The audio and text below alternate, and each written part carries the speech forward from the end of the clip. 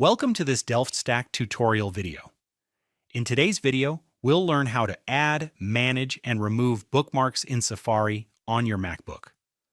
Bookmarks are useful when you want quick access to websites you visit often without typing the address every time. Let's start with the fastest way to add a bookmark.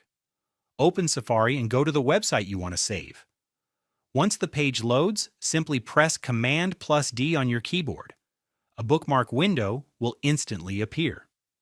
From here, you can rename the bookmark, add a short description if you want, and choose where to save it.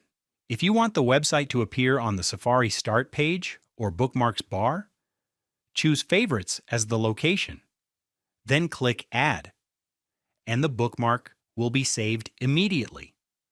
Another useful shortcut is that if you save websites inside Favorites, they will appear whenever you open a new Safari tab, making them faster to access. If this video is helping you so far, please like the video and subscribe to Delft Stack for more quick Mac and iPhone tutorials. There's also another method if you prefer using the mouse instead of keyboard shortcuts. Go to the top menu bar and click Bookmarks, then select Add Bookmark from the drop-down menu.